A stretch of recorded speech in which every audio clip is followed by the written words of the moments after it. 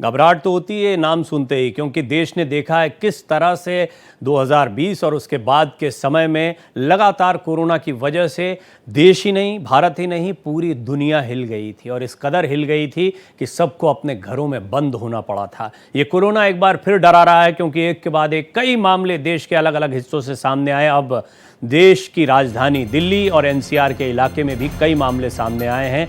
पूरे देश में 261 अभी इस समय एक्टिव मामले कोरोना के दिखाई दे रहे हैं। केरल, तमिलनाडु, महाराष्ट्र ये सबसे आगे दिखाई दे रहे हैं। बेंगलुरु से लौटा दंपत्ति भी कोरोना पॉजिटिव पाया गया है। गाजियाबाद में अब तक कोरोना के 4 केसेस मिल चुके हैं। इंदौर में कोरोना के 2 नए मरीज मिले हैं। एक मरीज की केरल ट्रैवल हिस्ट्री मिली है। केरल में 95 केसेस एक्टिव हैं। दिल्ली में 30 केसेस हैं। अहमदाबाद में कोरोना के 20 नए मामले सामने आए हैं। तो देश के अलग अलग हिस्सों में आप देख रहे हैं किस तरह से कोरोना के मामले बढ़ रहे हैं। अस्पतालों में भी कोरोना को लेकर अलर्ट जारी कर दिया गया है। हालांकि एक बड़ा फर्क ये आया है कि अब इसको लेकर बहुत तैयार हैं लोग। वो हालात देख चुके हैं। जिस समय पर कोरोना से अनजान थे, उस समय इसको लेकर क्या डॉक्टर्स, क्या वो एजेंसीज जो कोरोना को मैनेज करने के लिए या ऐसे पेंडेमिक के हालात को मैनेज करने के लिए तैयार नहीं थी, उनके लिए बड़ी चुनौतियां थी। लेकिन क्योंकि एक लंबा दौर देख लिया गया है, इसके साथ आने वाली चुनौतियों को देख लिया गया है पहले से, ये बात स्पष्ट है कि अब तैयारियां और बेहतर स्तर पर हैं। कोरोना के टोटल दिल्ली में 23 केस आए थे और वो प्राइवेट लैबों में से आए हैं। दिल्ली सरकार इसको पहले देखना चाह रही है कि ये पेशेंट दिल्ली के थे कि दिल्ली से बाहर से आए थे।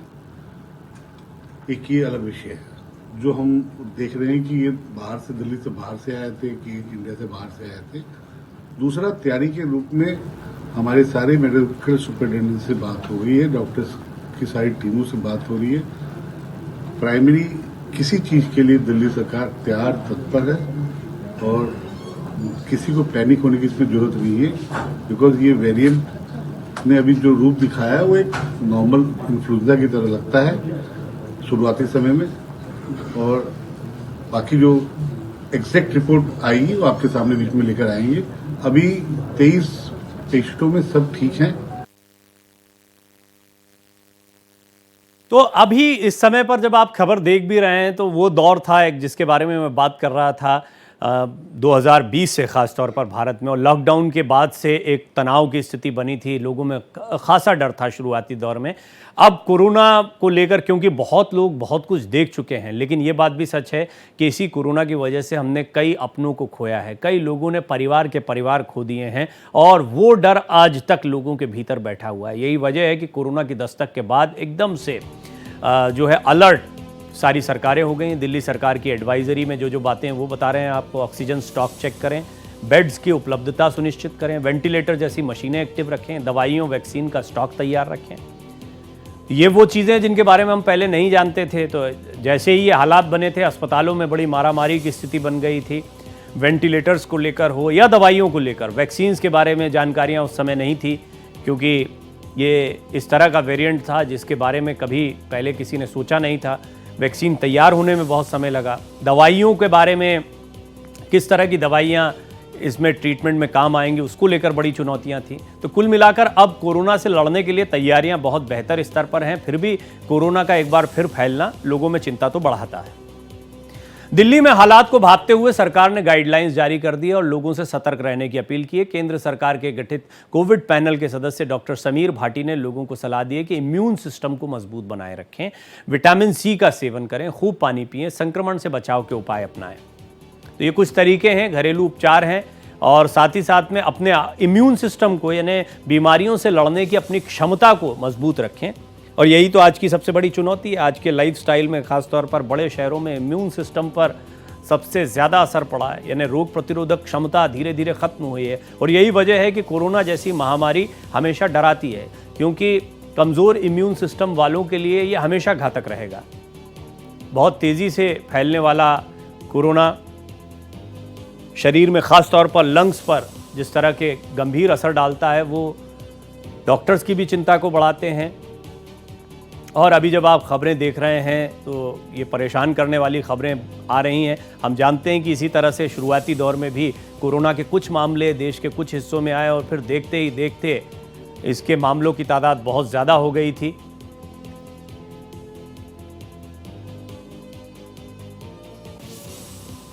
बात करने के लिए डॉक्टर समीर भाटी जी, आप पैनलिस्ट हैं। कोविड जो पैनल बनाया गया था केंद्र सरकार का, उसमें आप पैनलिस्ट हैं। डॉक्टर साहब, आपसे समझना चाहेंगे कि एक बार फिर से कोरोना का खतरा देखने को मिल रहा है, मरीज बढ़ रहे हैं, गाइडलाइन जारी कर दी गई हैं, क्या कहना है आपका? देखिए, एशिया के कुछ देशों में जैसा हम देख रहे हैं, सिंगापुर, हांगकांग, थाईलैंड वगैरह में केसेस बढ़ रहे हैं और भारत में भी अभी थोड़े देखे गए हैं कि कुछ केसेस में उछाल आया है। इसके अंदर इसके पीछे का जो वेरिएंट की अगर हम बात करें वो है JN.1। तो JN.1 वेरिएंट बेसिकली भारत में पहले भी आ चुका है, पिछले साल भी इसके केसेस देखे गए हैं। JN.1 वेरिएंट के बारे में हम पहले से जानते हैं, हमारे लिए नया वेरिएंट नहीं है। ये वेरिएंट संक्रमक ज्यादा है, मतलब इन्फेक्शियस ज्यादा, संक्रमण ज्यादा करता है, पर उतना घातक हमारे लिए नहीं है। अपर रेस्पिरेटरी ट्रैक्ट इन्फेक्शन करता है, मतलब आपका गला खराब करेगा, आपको बुखार होगा, सर दर्द, इस तरह के लक्षण होंगे, लंग्स तक आपके नहीं पहुंचता है। तो इसको वैसे WHO ने पहले भी वेरिएंट ऑफ इंटरेस्ट कहा है, तो ये बहुत ज्यादा घातक तो नहीं है। और फिलहाल जैसे यहाँ पर भी जो सिक्वेंसिंग हुई है ये जानने के लिए कि कौन सा वेरिएंट है, तो उसमें भी पाया गया है कि ये JN.1 ही भारत में भी अभी सर्कुलेट हो रहा है। कैमरा पर्सन आलोक सक्सेना के साथ आदित्य द्विवेदी, भारत एक्सप्रेस, दिल्ली।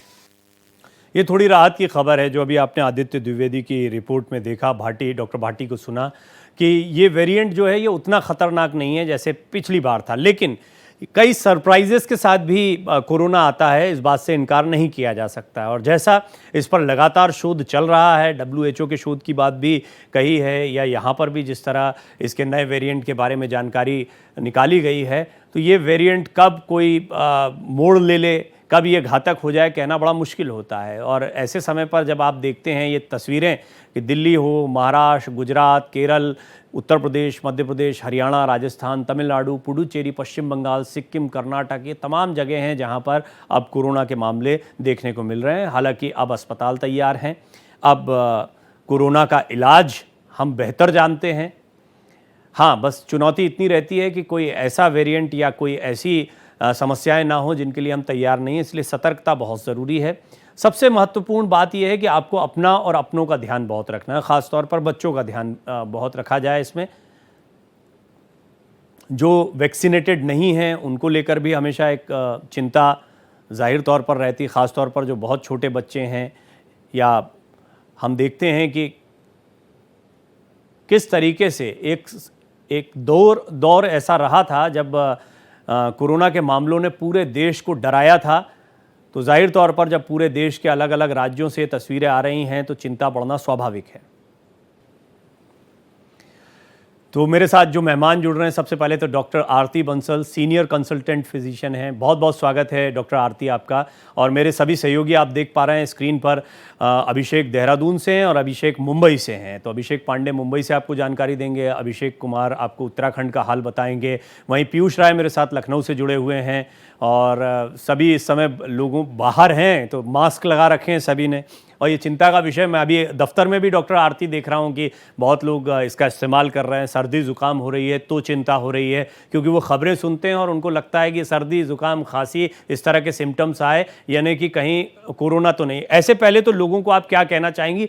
सीजनल भी बहुत कुछ है, हम देख रहे हैं इस मौसम में आमतौर पर भी इस तरह की परेशानियाँ होती हैं, लेकिन बच्चों को लेकर हो या जिनको सर्दी ज़ुकाम हो रहे हो उनको लेकर आप सबसे पहला कमेंट क्या करना चाहेंगी?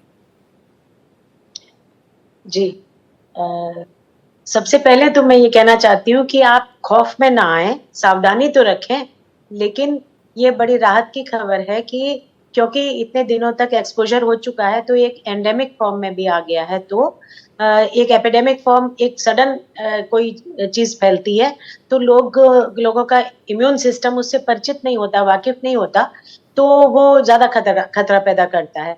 और जब बॉडी एक्स्टम्ड हो जाती है, एक्लेमेटाइज हो जाती है, तो फिर उसकी सीवियरिटी और उसका घातकपन कम हो जाता है। तो एक साधारण फ्लू के तरीके से ही वो लक्षण होते हैं, गले में दर्द, सिर दर्द, बुखार, भूख कम लगना, नाक बंद होना। और एक खास बात यह है कि जो शुरू में देखा गया था कि आपको सेंस ऑफ स्मेल कम हो गया था, तो वो अब की बार सिर्फ 13% केसेस में ही है। पूरे देश में इस समय 261 करीब केसेस गिनती में आए हैं पिछले हफ्ते। इस सप्ताह की गिनती संडे को होगी, सबके लिए जारी होगी, और दिल्ली एरिया में लगभग 23 केसेस रिपोर्ट हुए। डॉक्टर आरती, बहुत कुछ बदला 2020 के बाद, और हम जानते हैं इम्यून सिस्टम, जिसके बारे में अब कहा जा रहा है कि अपने इम्यून सिस्टम को बढ़िया रखो, रोग प्रतिरोधक क्षमता को बढ़ाए रखो, उसके उपचार करते रहो। लेकिन आज वो दौर है जब हम देखते हैं कि चाहे वो वैक्सीनेशन को लेकर बहुत कन्फ्यूजन हो लोगों के दिमाग में, बहुत सारे लोगों के मन में डर बहुत ज़्यादा बढ़ गया। कोई भी पेंडेमिक, कोई भी महामारी डर से ज़्यादा मारती है, और ये सेकेंड वेव में भी हमने देखा था, लोगों में पैनिक बहुत ज़्यादा था। तो लोग पैनिक ना हो, लोग परेशान ना हो, और अगर कोई इस तरह की दिक्कत आ भी रही है तो किस तरह के कदम उठाएं, वो भी आप थोड़ा सा बताएं। फिर मैं अपने सहयोगियों से भी अलग अलग जगहों का हाल लेता हूं। जी, तो कुछ चीजें होती हैं जो सोचने के लेवल पे, पर कुछ करने की लेवल पे होती हैं। मैं खास तौर से उनको बताना चाहती हूँ कि जिसको भी खांसी हो रही, हमें 2 काम करने हैं ना, अपने को बचाना है, और अगर अपने को डाउटफुल कंडीशन है तो औरों को फैलने से रोकना है। औरों को मतलब परिवार में भी और समाज में भी। तो पहली चीज है कि खांसी होती है तो हम ऐसे नहीं खांसना है, कोहनी में जी। ऐसे खांसना है क्योंकि जब हम हाथ में ऐसे खांसेंगे और हम उसी हाथ से नल, दरवाजे का हैंडल, कोई भी फोमाइट्स कुछ भी छुएंगे तो वो हाथ से ट्रांसमिट हम उस जगह में कर देंगे।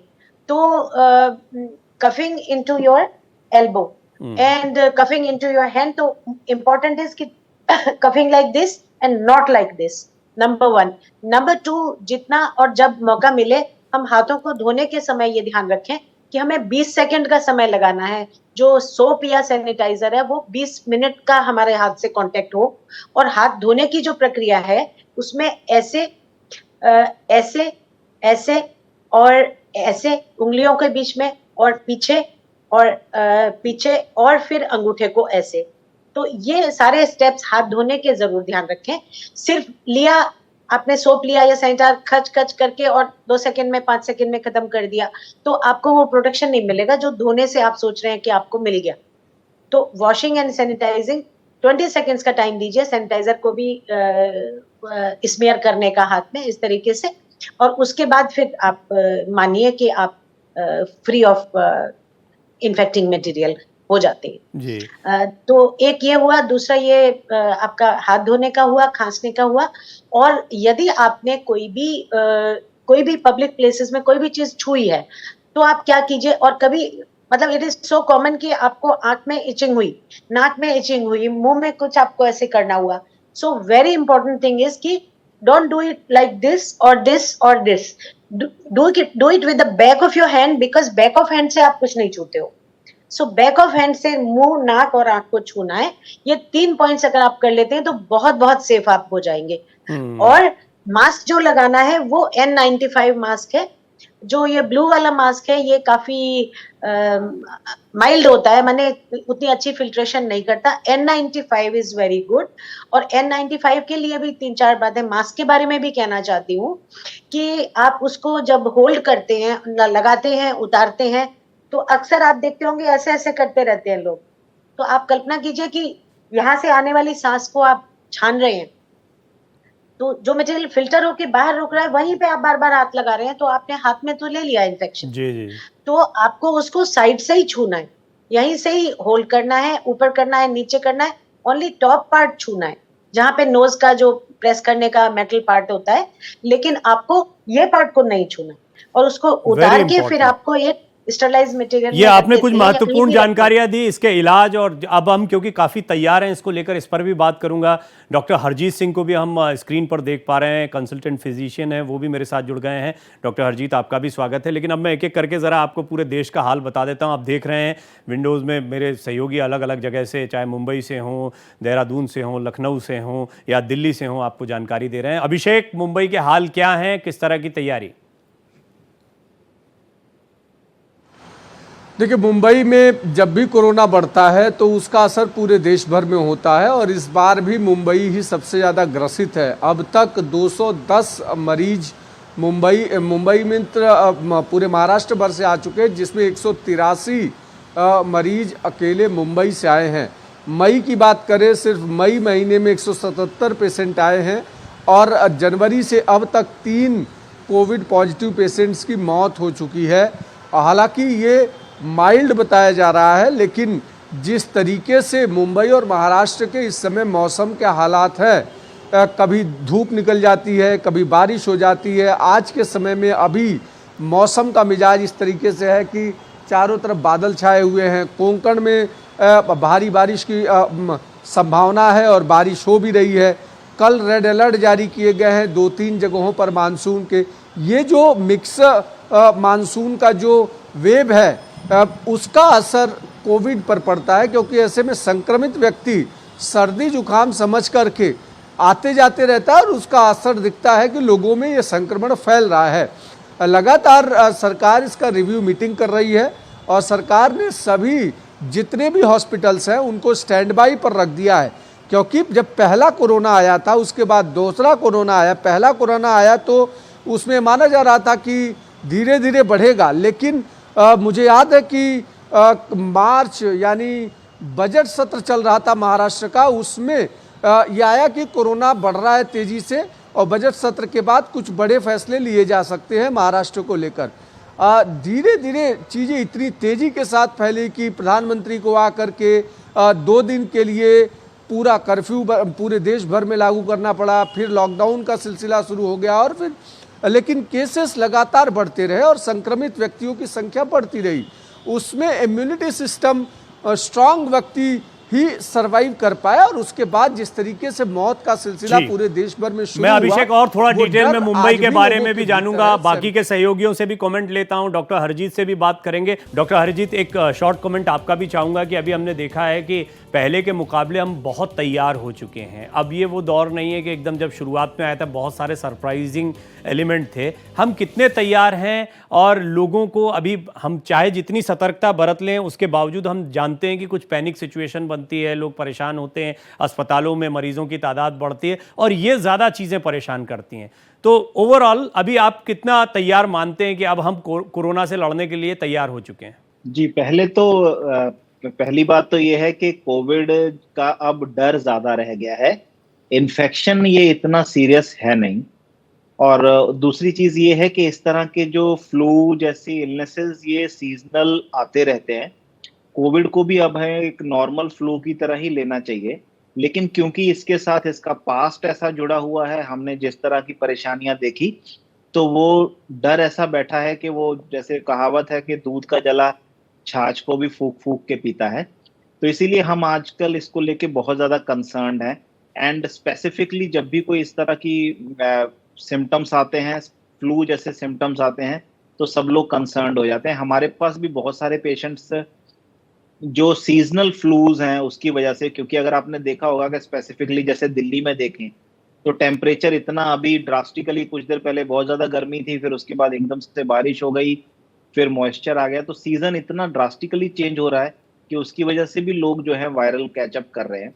लेकिन अब सबको डर यही है कि हमें कहीं कोविड तो नहीं हो गया है, और लोग हॉस्पिटल्स में आ रहे हैं डरे हुए और चेकअप करने के लिए भी कह रहे हैं कि कोविड की जांच की जाए। But as far as preparation is concerned, हम लोग फुल्ली प्रिपेयर्ड हैं।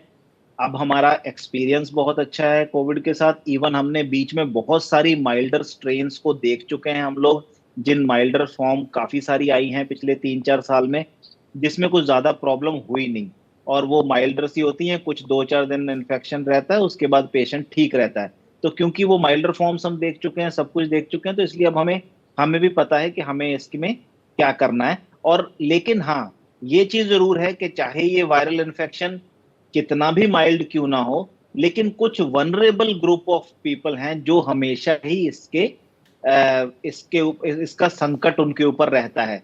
स्पेसिफिकली जो ओल्डर पीपल हैं और दूसरे जो किसी बीमारी से ग्रस्त हैं, चाहे वो कोई क्रॉनिक डायबिटीज हो सकता है, हाइपरटेंशन हो सकता है, हाइपोथायराइड हो सकता है, या फिर जैसे कैंसर के मरीज, HIV मरीज जो इम्यूनो कॉम्प्रोमाइज्ड कोई सिचुएशन में है, उसकी दवाइयां ले रहे हैं।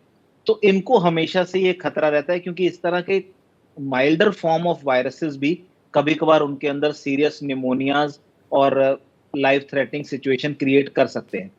लेकिन अभी तक एक अच्छी बात यह है कि अभी तक इस तरह की कोई भी चीज जो डायरेक्टली रिलेटेड हो इस कोविड के साथ अभी तक इंडिया में देखने को नहीं मिली है। हालांकि केसेस आ रहे हैं बट सारे के सारे माइल्डर फॉर्म में ही है, और जो कहा भी जा रहा है कि डेथ्स हुई हैं कोविड से, उसके लिए भी अभी डायरेक्ट ये कहा जाए कि कोविड की वजह से ही है, इसका कोई अभी तक क्लियरिटी अभी तक है नहीं।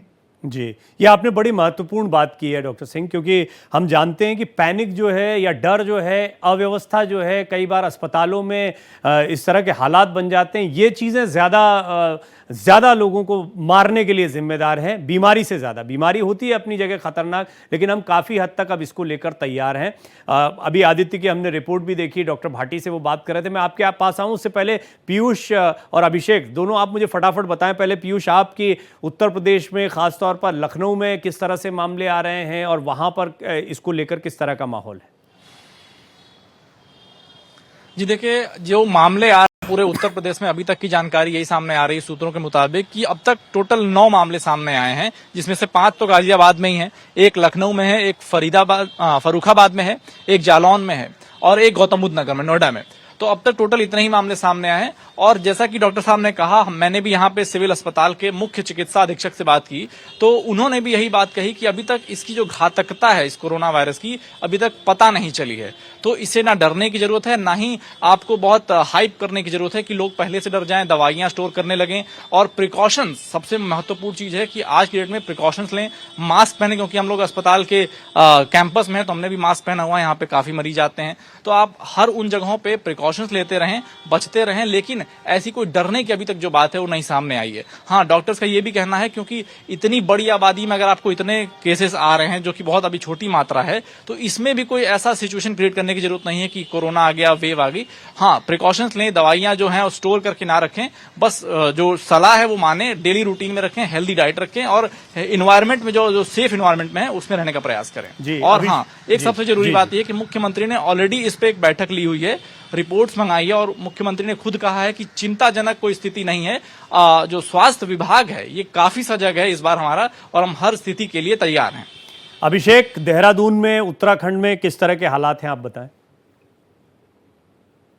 देखिए, देहरादून की अगर हम बात करें तो देहरादून में अभी तक इस तरह के कोई केस नहीं आए, लेकिन देहरादून से सटा हुआ जो ऋषिकेश है वहां पर जरूर 2 केसों की पुष्टि हुई है। गुरुवार को ये दोनों केस आए, देर शाम इनकी पुष्टि हुई थी। लेकिन घबराने की बात इसलिए नहीं है क्योंकि ये दोनों केस जो है वो मूवमेंट करने वाले थे। एक जो एम्स की डॉक्टर थी वो अपने घर बेंगलुरु गई हुई थी और जब वो वापस आई तो उनमें इस संक्रमण की पुष्टि हुई है। इसके अलावा जो दूसरा केस है वो गुजरात के रहने वाले हैं और वो काफी बीमार भी थी, कई दवाइयां भी ले रही थी। जिसके बाद उनमें जब यहाँ पर वो पहुंची ऋषिकेश में प्रवचन सुनने के लिए, तब उन्हें कुछ शिकायत मिली तो एम्स में भर्ती कराना पड़ा और तब पता लगा कि उनको भी वो भी संक्रमण से इफेक्टेड है। तो ये दोनों केस थे बाहर के थे। जी अभिषेक, मैं आता हूं आपके पास में। अभी डॉक्टर आरती, डॉक्टर हरजीत मेरे साथ मौजूद हैं और आदित्य से भी जानकारी लेंगे क्योंकि आज उन्होंने काफ़ी लोगों से बातचीत की है इस मसले पर। ख़ास तौर पर ये जो कोरोना को लेकर पैनल बनाया गया है, इसके डॉक्टर से जब उनकी बात हुई है तो कई बातें ऐसी हैं जो आदित्य हमको बता पाएंगे। आदित्य, आपने डॉक्टर भाटी से बात की, वो बातचीत हमने देखी भी है। इसको लेकर ओवरऑल कितना अलर्ट प्रशासन है? जैसा अभी आपने दोनों डॉक्टर्स को सुना है, दोनों सीनियर्स हैं और इस तरह के केसेस को डील भी करते रहे हैं, वो मानते हैं कि ये उतना बड़ा खतरा नहीं है, लेकिन हम जानते हैं कि इसको लेकर जो पैनिक होता है, ये तमाम फिलोसोफर्स का भी मानना है कि कोई महामारी नहीं मारती है। पेंडेमिक, एक समय मलेरिया बहुत बड़ा पेंडेमिक था, लाखों लोगों की जान ले ली थी, लेकिन आज सामान्य बीमारी की तरह उसकी रोकथाम जानते हैं। क्या कोरोना को लेकर हम इतने तैयार हो गए हैं या अभी जब नए केसेस आए तो थोड़ी चिंता बढ़ी इसको लेकर? देखिए प्रवीण, अगर हम अभी की बात करें कोरोना की, तो इससे पहले भी एक इस तरह की वेव दूसरे देशों में जब आई थी तो भारत में जो भारतवासी हैं वो चिंतित हो गए थे। कमोबेश वही हालात फिर से एक बार देखने को मिल रहे हैं कि जब हांगकांग और चाइना और उधर के देशों में मरीज अचानक बढ़े हैं तो उसके बाद यहाँ पर लोग अलर्ट हो गए और सरकार भी अलर्ट हो गई है। दिल्ली सरकार ने आज ही एडवाइजरी जारी की हुई है और उस एडवाइजरी के तहत LNJP ये अस्पताल है जहाँ हम बाहर खड़े हुए हैं इस समय, और यहाँ पर सामने एक नोटिस लगाई गई है और एक पूरा वार्ड स्पेशली कोरोना के पेशेंट के लिए सुरक्षित रख दिया गया है। ये बात अलग है कि पूरी दिल्ली में मात्र 23 केस हैं और उन 23 केस में भी उनकी हालत कोई बहुत ज्यादा गंभीर नहीं है। स्वास्थ्य मंत्री से आज ही मेरी बात हुई थी। पंकज सिंह का कहना है, स्वास्थ्य मंत्री हैं दिल्ली सरकार के, कि इसके लिए बिल्कुल अलर्ट मूड पे सभी अस्पतालों को रख दिया गया है। दवाइयां, ऑक्सीजन और इसके अलावा जो भी एहतियात होते हैं, डॉक्टर का स्टाफ, पैरामेडिकल स्टाफ पूरी तरह से मुस्तैद है। थोड़ा भी अगर मामला गंभीर होता है तो उसके लिए सरकार पूरी तरह से तैयार है, लेकिन ऐसा कुछ होना नहीं है। जो मेरी बात हुई है उसके मुताबिक ये एक ओमिक्रॉन वेरिएंट JN1 का सब वेरिएंट है जो फैलता तेजी से है, लेकिन गंभीर नहीं है, घातक नहीं है। तो इससे डरे नहीं, घबराए नहीं, लेकिन सावधानी पूरी रखें। सावधानी के लिए पूरा देश अलर्ट ऑलरेडी हो चुका है, क्योंकि कोरोना के जो पहला वेव और दूसरी वेव आई थी वो इतनी घातक थी कि जिसमें लोग, एक तरह से पूरा देश हिल गया था, पूरा विश्व हिल गया था। उसके बाद जो व्यवस्थाएं की गई हैं वो व्यवस्थाएं इतनी दुरुस्त हो चुकी हैं कि अब किसी तरह की कोई अगर पैनिक भी होता, अगर कोई घातक वेरिएंट भी आता है तो हम लड़ने को तैयार हैं। लेकिन ऐसी कोई बात है ही नहीं, तो सिर्फ सावधानी की जरूरत है। जो बुजुर्ग हैं, जो गंभीर रोगों से जूझ रहे हैं, जो बच्चे हैं, उनको खासतौर से सावधानी इसलिए रखना है क्योंकि बारिश का मौसम है और ये संक्रमण का मौसम होता है, इसमें संक्रमण फैलता ही है। तो बार बार धूप आएगी, कहीं बारिश होगी, कहीं मौसम में बदलाव होगा, तो उससे एक संक्रमण हर साल फैलता है। यूं ही ये मतलब कई पीढ़ियों से फैलता आ रहा है। तो घबराने की जरूरत नहीं, लेकिन सावधान रहने की जरूरत है। और दिल्ली में पूरी मुस्तैदी रखी जा रही है। स्वास्थ्य मंत्री से लेकर सरकार अलर्ट मूड पर है, अस्पतालों को अलर्ट कर दिया गया है। जी डॉक्टर आरती, अभी जो आदित्य कह रहे थे उससे मेरे जहन में एक सवाल ये भी आता है, और ये हमेशा से रहा है कि शायद जब पहली दूसरी वेव्स भी आई थी तो हम उसको लेकर उतने तैयार नहीं थे, या हमको समझ नहीं आ रहा था कि क्या है। अदरवाइज वो उतनी बड़ी चुनौती नहीं थी जितने दुष्परिणामों के साथ वो दिखाई पड़ी बाद में। और शायद यही वजह है कि हर पेंडेमिक जब आता है तो वो कई लोगों को लील जाता है, उसमें पैनिक कह लीजिए, कई बार उसको लेकर तैयारी, सही इलाज क्या है, कैसे इसको आइडेंटिफाई किया जाए, क्या ट्रीटमेंट किया जाए, जैसी चुनौतियों की वजह से वो पेंडेमिक बड़ा हो जाता है। अदरवाइज बीमारी की स्थिति हमेशा यही रहती है जैसी अभी है। जी, मैं पिछले अनुभव से कुछ चीजें बताना चाहती हूँ जहां लोगों ने ओवर केयरफुल होकर गलतियां कर ली। कुछ लोगों ने बहुत ज्यादा गिलोय पी लिया और उससे लिवर को डैमेज कर लिया।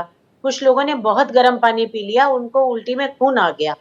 तो गर्म पानी पीना है, गुनगुना पानी पीना है, लेकिन इतना गर्म पिया और गर्म ही पीते चले गए तो वो उनको उल्टी में खून तक आने की नौबत आ गई। गिलोय इतना पी लिया कि लिवर को डैमेज हो गया। तो सीमा के अंदर रहें और अपने आयुर्वेदिक स्पेशलिस्ट से पूछ लें कि कितना आपके लिए सेफ है और कितना फालतू ओवर हो रहा है। पैनिक और ऑक्सीजन की कमी को डिफरेंशिएट करना भी आपको आना चाहिए। लक्षण एक से होते हैं, चक्कर, आप क्या होता है कि घबराहट में जल्दी जल्दी सांस लेते हैं, कार्बन डाइऑक्साइड वॉश ऑफ हो जाती है और आपको चक्कर आने लगते हैं। डर के मारे आप छोटी छोटी और तेज सांस लेते हैं।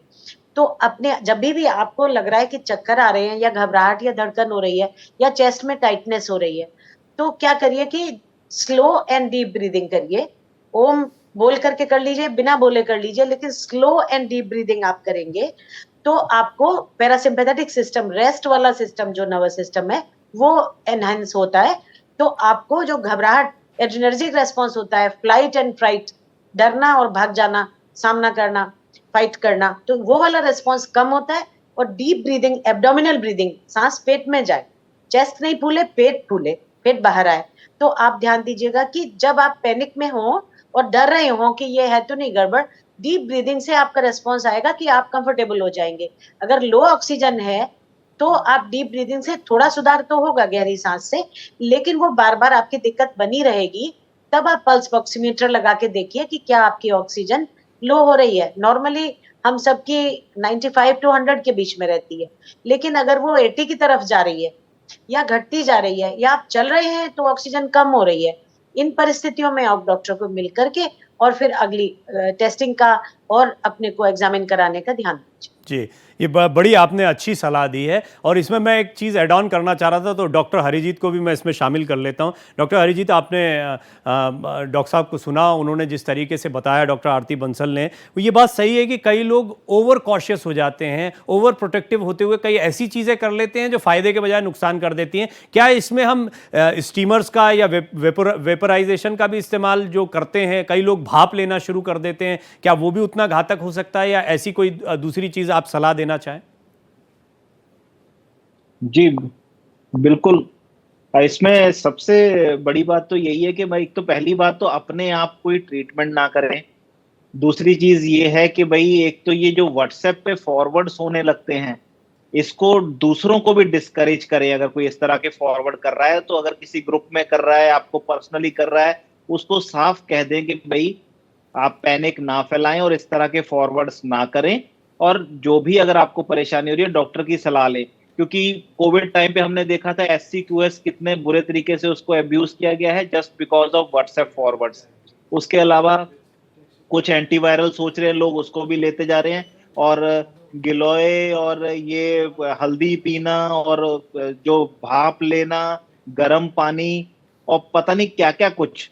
लेकिन एक बात को समझना है कि ये इन्फेक्शन अगर हुआ है तो होने के बाद इसके मेजर लेना वो अलग बात है, लेकिन पहले से आप जितने मर्जी मेजर लेते रहिए उससे आपको कोई फर्क नहीं पड़ने वाला, कोई फायदा नहीं होने वाला। उसके पहले सिर्फ एक ही मेजर है जो इंपॉर्टेंट है, वो ये है कि मास्क लगा के रखें, दूरी बना के रखें, एक डिस्टेंस जो है, अगर कोई इन्फेक्टेड पर्सन है तो उससे डिस्टेंस मेंटेन रखें।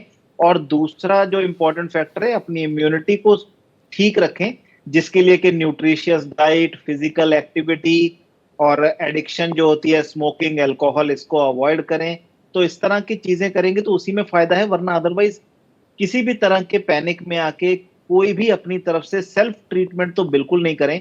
जहां थोड़ा सा भी लग रहा है कि मुझे सिम्टम्स आ रहे हैं, सिम्टम्स आने में मुझे लग रहा है कि भाई मेरा नेजल कंजेशन हो रहा है, थ्रोट कंजेशन हो रहा है, जहां फिर मुझे सांस लेने में दिक्कत हो रही है, मुझे फीवरिश लग रहा है, तो उस टाइम पे जाके अपना डॉक्टर से सलाह जरूर लें, लेकिन अपने आप कोई भी ट्रीटमेंट ना करें।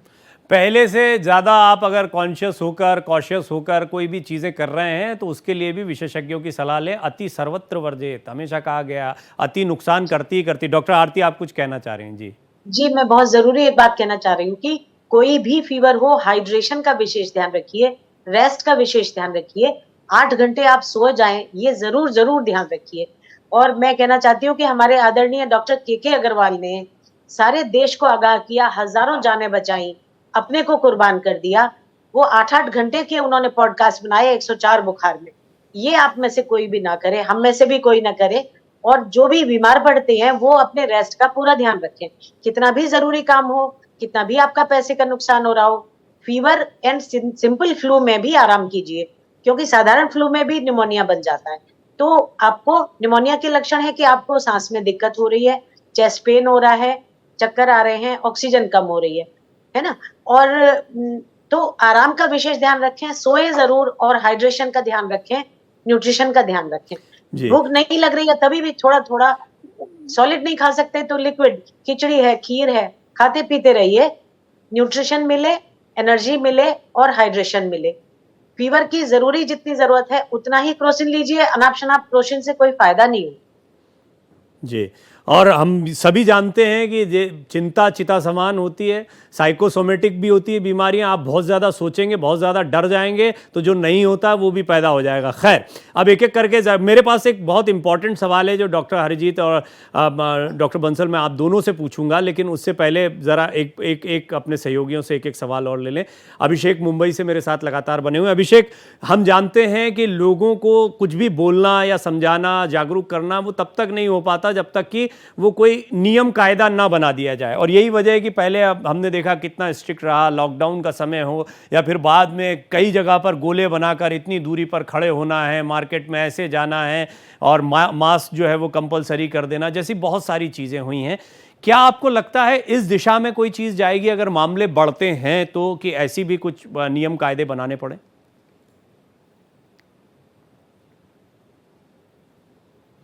अभिषेक पांडे, कोविड आया था तो उस समय में लोगों को, जी बोलिए, आ रही है उस समय लोगों को ऐसा लग रहा था कि कहीं ना कहीं ये कोई ऐसा हल्का सर्दी खांसी जुकाम टाइप का मामला है। लोगों को उतना सीरियसनेस का एहसास शुरू में नहीं हुआ। जब सरकार ने इसके नियम कड़े किए कि आप कैसे कितनी फीट की दूरी पर आप खड़े रह सकते हैं, किस तरीके से आपको बात करना है, मास्क लगाना है, हैंड सैनिटाइज करना है, या लिफ्ट में जाते समय बटन का किस तरीके से इस्तेमाल करना है, या फिर सीढ़ियों का इस्तेमाल करते समय आपको रेलिंग पकड़नी है कि नहीं पकड़नी है, इस तरीके के जो बेसिक, देखिए सबसे ज़्यादा जो कोविड का प्रभाव रहा वो हाई राइज बिल्डिंगों में दिखा, सबसे ज़्यादा मौतों का प्रभाव दिखा हाई राइज बिल्डिंगों में दिखा। नाले के किनारे या झुग्गी झोपड़ियों में रहने वाले लोगों के यहाँ कोविड तो फैला, लेकिन उनका इम्यूनिटी सिस्टम पहले से स्ट्रांग था, क्योंकि ऑलरेडी वो ऐसी जगह रह रहे थे ताकि उनका इम्यूनिटी सिस्टम स्ट्रांग था। कमज़ोर था जो हाई राइज बिल्डिंगों में रहने वाले लोग थे। मौत का सबसे ज़्यादा आंकड़ा भी उन्हीं जगहों पर बढ़ा। अब हालांकि ये ज़रूर पता चल गया है कि इस पूरे मामले में कितना तेज़ी के साथ कोई वायरस बढ़ सकता है। मतलब मल्टीपल टाइम्स एक दिन में अगर 20 पेशेंट आ रहे हैं तो कल 400 पेशेंट हो सकते हैं, परसों 8000 पेशेंट हो सकते हैं। जो मल्टीपल टाइम्स का जो पेशेंट्स का ग्रोथ था वो काफ़ी तेज़ी के साथ बढ़ा था। सरकार के लिए पहली प्राथमिकता जो है वो ऑक्सीजन प्लांट्स जो इतने दिन से बंद हैं, क्योंकि 22 के बाद से कोविड का प्रभाव कम हुआ, वैक्सीनेशन के बाद लोगों को थोड़ी सी राहत हुई तो प्लांट्स का उतना उपयोग नहीं रह गया था। लेकिन अब सरकारें चाहे पूरे देश भर की हैं, वो फिर से जो ऑक्सीजन प्लांट्स लगाए गए थे उन सब को फिर से रिवाइव कर रही हैं, ताकि अगर कोई ऐसी कभी कंडीशन आती है तो ऑक्सीजन प्लांट्स चल रहे हैं कि नहीं चल रहे हैं उस पर बहुत ज़्यादा डिपेंड करता है। लोगों के अंदर भी अब थोड़ी जागरूकता आ गई है। लोगों को लगता है कि अगर सर्दी खांसी जुकाम है तो लोग अपने आप से ही सेल्फ मेड जो प्रिकॉशनरी है, चाहे वो दस्ती निकाल करके मुंह ढक ले, चाहे कोहनी को कुछ इस तरीके से कह के उसमें खांसे, तो इस तरीके की जो बेसिक जो चीज़ें थी वो थोड़ी सी लोगों के अंदर बेसिक सेंस तो आया है। लेकिन मास्क अब फिर से छूट गया है। मास्क पहनना लोगों के लिए फिर एक बड़ा तकलीफ, बड़ा देय हो सकता है, क्योंकि अब जब कोविड का प्रभाव बढ़ेगा तो मास्क पहली देखिए, मैं तो जब आप बोल रहे हैं आपने कुछ महत्वपूर्ण बिंदु रखे हैं अभिषेक, लेकिन जब आप बोल रहे हैं तो वही सारा समय याद आ रहा है कि जो जितने हमारे सामाजिक कार्यक्रम या घर के शादी ब्याह जैसे कार्यक्रम होते थे, हवाई यात्राएं या किसी तरह की, सब कुछ प्रभावित हुआ था। और ऐसा कोई भी हालात बनते हैं तो इन सारी चीज़ों पर भी बड़ा इम्पैक्ट पड़ता है और ये बड़ा चिंता का विषय होता है, क्योंकि पूरी जिंदगी इधर से उधर हो जाती है और लोगों की चिंताओं को भी बढ़ाती है, क्योंकि सामान्य जीवन पटरी से उतरता दिखाई देता है। पीयूष, किसी गाइडलाइन या किसी तरह की तैयारियां यहां पर, जैसा अभिषेक बता रहे थे, प्रशासन की तरफ से, क्योंकि आने वाले दिनों में हालात ना बिगड़ने के लिए पहले से कुछ मुस्तैदी या अभी इंतजार किया जाएगा? जी, जैसा मैंने आपको पहले भी बताया, मुख्यमंत्री योगी आदित्यनाथ ने बैठक बुलाई थी, रिपोर्ट भी ले ली है और उन्होंने कई बातों पर एम्फेसिस किया है कि जो ऑक्सीजन प्लांट्स हैं, जो 10 बेड्स के वेंटिलेटर्स हैं और जितनी भी वो पिछले पेंडेमिक में जो कर्मचारी थे जिन्होंने पहले इन सबको ट्रीट किया हुआ है, कोरोना के भारी से भारी समय को देखा हुआ है, उनकी ट्रेनिंग लगातार चलते रहनी चाहिए। इस बात पे मुख्यमंत्री योगी आदित्यनाथ ने गौर किया है कि जो भी सुविधाएं पहले प्रोवाइड कराई गई थी, जो पहले बनी थी कि भविष्य में काम आएंगी, उनको आप फंक्शनल बनाइए, उनको लगातार आप टेस्ट करते रहिए, उनकी मेंटेनेंस लगातार बनाए रखिए। ये कुछ मेन पॉइंट्स हैं जो मुख्यमंत्री ने निर्देशित किए हैं। और हालांकि उन्होंने ये भी कहा है कि चिंता की कोई बात नहीं है, ये हमारा जो स्वास्थ्य विभाग है उत्तर प्रदेश का, वो हर संकट के लिए बिल्कुल सजग है, तैयार है, लेकिन अलर्ट में रहना भी बहुत जरूरी है। स्क्रीनिंग टाइम पे होती रहनी चाहिए। जी, अभिषेक देहरादून से इसी सवाल पर आपका जवाब।